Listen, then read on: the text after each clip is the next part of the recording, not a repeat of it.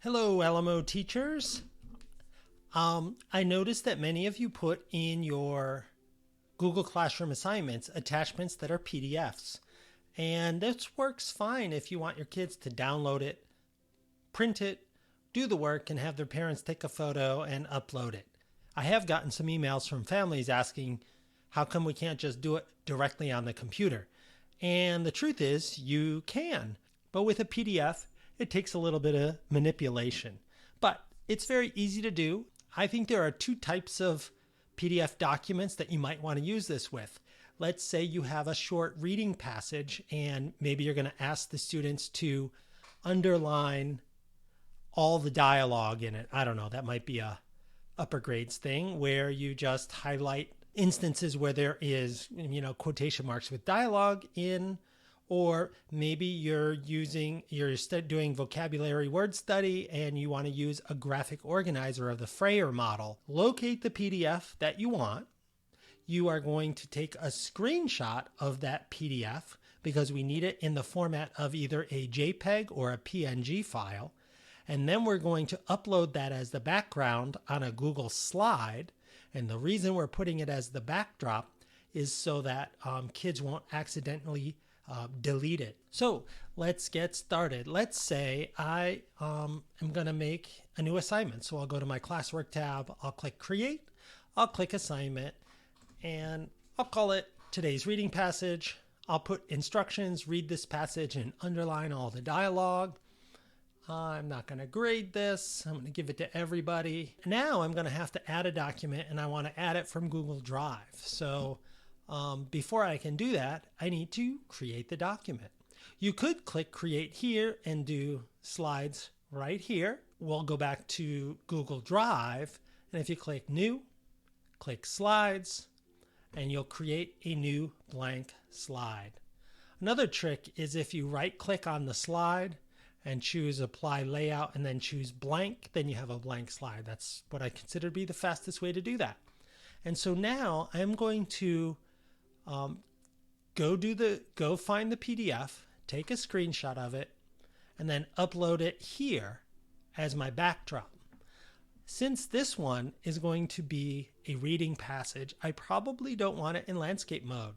So I'll go to File, Page Setup, and since it's not a regular document, it'll be a little different. You'll click on Custom, and what size is a document? Well, it's 8.5 by 11. And then when I click Apply, it just turns it right side up like portrait mode, like a regular document. So now I'm going to go, where did I put that PDF I wanted? Oh, here it is. So it might be a document you have in your documents folder. I just downloaded this reading passage. So if I double click on it to open it, it opens kind of big, but I have this one page right here. So now you're going to take a screenshot of it because the problem with a PDF is you cannot use a PDF to put as the background for Google Slides. Everybody has a slightly different device and operating systems are different, and whether it's a tablet, a phone, or a computer, a laptop, desktop. So I can't tell you exactly how your machine is going to do a screenshot. But what I can tell you is you can Google, how do I take a screenshot on, and then you fill in your device. Basically, you want to do a screenshot that downloads as a document. You don't want to do the screenshot that puts it as a copy in your clipboard that you're going to paste somewhere, because that won't work for what we're trying to do. So I'll just take a screenshot and I get my little, you can usually take a screenshot of the whole window, but really I just want to get the crosshairs so that I can take a screenshot of this document. And then I'm going to name it, I don't know, third grade test, and it's going to save it in my pictures folder. And then I'm going to click save. Okay. Now I'm going to go back to my Google slide presentation. Now if I click right here on the document, you can see background, change background appears here. And that I'm going to do. And you can change the background color, but what I want to do is choose an image for my background. So you can add an image from any of these areas, but since I downloaded it to my computer, I'm going to click Browse here. I'm going to make sure I'm in my Pictures folder, which is where I downloaded it. And this is the one that I just screenshot. And then I'll click open. And if it looks right, then I'll say done. And so now I have a document that's in Google Slides. And the reason I do this is because then you can push this document out through a Google Classroom assignment, and kids can use the drawing tools on here to underline whatever it is you're asking them to do. Topic sentences, all the words with CVC, all the words that rhyme with whatever word you're looking for, whatever your exercise is with this reading passage. Now kids can annotate it. That's what we'll call it, annotate. So my document is ready. I might want to call it, I don't know, third grade reading passage. Okay, so now I want to go back to my assignment, and then I'll say add, and I'm going to add it from Google Drive. And when you do add that from Google Drive, you'll see by default, it automatically puts you in the recent documents.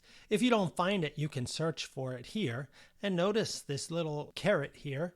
You can say, oh, just search for presentations or PDFs or whatever. So if you're having trouble finding your document, you might find it that way. And I'm going to click third passage, and then I'm going to click add. And now you can see that the attachment is here. And before I post it, I want to make sure I come over here, and I don't want the students to view the file only, because then they can't annotate it. If I say students can edit the file, that means all 22 or all 30 of your students will edit the same file. You want to choose make a copy for each student. What this will do is make a copy for every student, so every student can annotate their own version. Check to make sure everything is exactly how you'd like it, and then you can click assign. Now I'm going to go over to a student account because I've logged in as a student. So there I am. Okay, and now I have to update the stream. So you'll see in the stream, here's the assignment. You've probably trained your kids to go to classwork. And here's today's reading passage. And I'll click view assignment. And then you'll notice to the right, Google Classroom automatically puts the student's name before the title of the document so that you know whose document is whose, and you never have students who forget to put their name on the paper. And from here, the student could click on the document and see this assignment. Let's say it was to underline 3 places in this passage that there is dialogue. I like using the line tool. And then let's see, where is some dialogue? Oh, right here. So if I'm going to click and drag, did I get the line tool? No. Line. There. Now I have the crosshairs. I'm going to click at the start, and I'm going to draw a line to the end. And boo! That doesn't look very nice.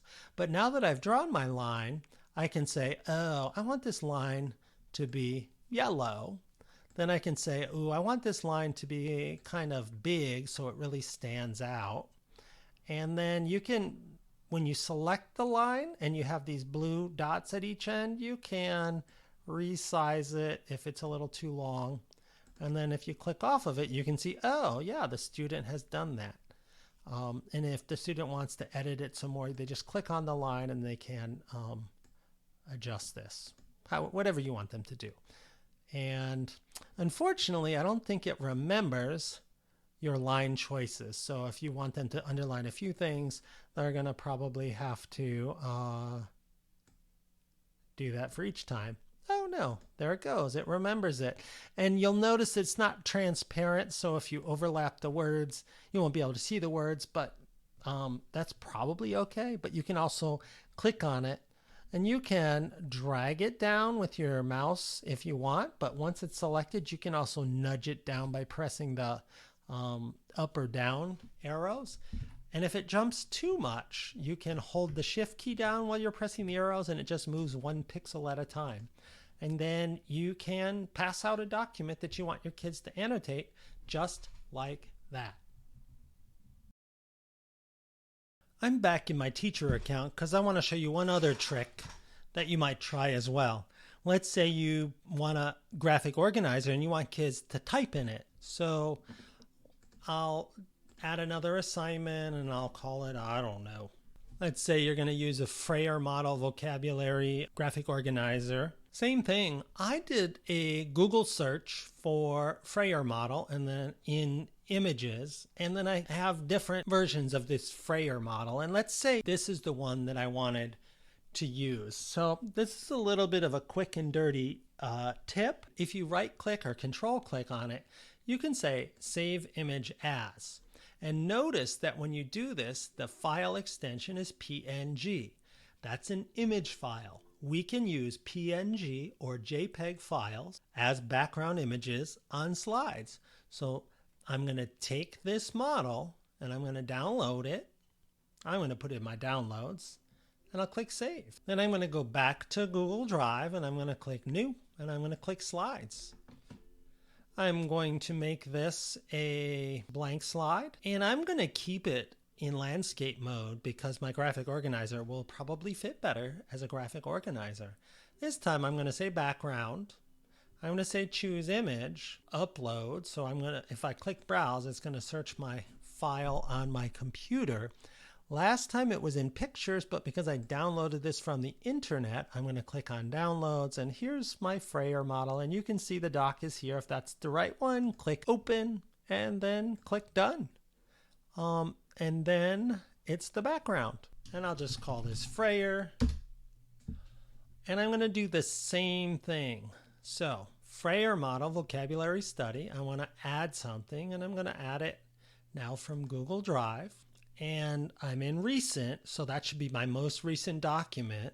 I can search for it if I want to. I'm going to click on it to select it. I'm going to click add.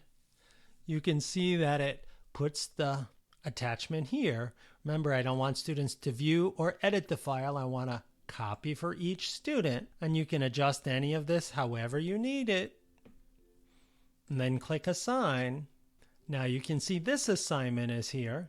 I'm going to go over to the student account so you can see how this will work. So now I'm back in my student account. Here's my new assignment, Frayer Model Vocabulary Study. If I click on it, now I can see it puts my name in front of the name of the document so the teacher always knows whose document it is. If I click on it, it opens and here's my Frayer model. And I want you to notice that if I click all over this, I can't delete it. Whereas if I just took a screenshot and pasted it in, kids could click on it and delete it, maybe totally by accident. You can click here on text box and then you can just click definition in your own words. And the text box spans a little too big, so I can just drag it back here. It's there. Some teachers like students to maybe change the color of the text of their work so it stands out from, say, the graphic organizer a little bit. You can add a text box here and you can resize the text box however you need it. Make it a little bigger here and then just start typing. And same thing, highlight it if you want to change the color so that it stands out a little bit. And right here. And kids can go about it that way. You can still use the drawing tool. You could still add a shape.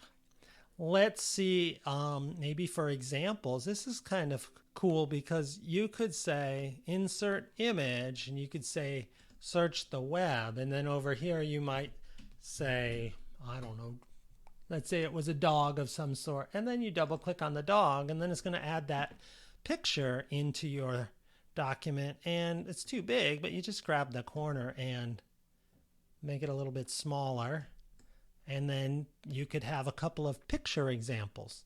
So I'm just trying to show you that it's not just an upper grades thing because it's writing. You could have this and it would be entirely in pictures. You could ask your students to find 5 different pictures of dogs or whatever you might do, but so I like Google Slides because it's very easy to add text. You can add images. They can add different shapes here. And let's say you wanted to add this circle shape. And you could just click and drag and make a circle. But if you double click right in the middle, you can just type right on that shape. And I guess this is tricky for some students. If you go back to the tab where Google Classroom is, this is the document I was working on. This was the link to it here. This is updated every time I work in this tab. So when you're done, your student actually has to click Turn In here. If they don't click Turn In, you as the teacher can see this work in progress from Classroom, but it won't be counted as an assignment that's been turned in. So you can see it and see their progress, but get in the habit of clicking Turn In and then clicking Turn In here, and then it will appear as turned in. And now the student won't be able to click and open this and keep making changes. So let me go back to my classroom, and here I am, and now it says one student turned it in. And if I click on it, I see here's the student, here's their example, and if I click on it to open it, I can see all those things that I just added, definitions, pictures, and stuff like that. Google Slides is an amazing tool. Think of it more for graphic design rather than just a tool you'd make presentations from. I hope this helps. Let me know if you have questions or anything else you need help with.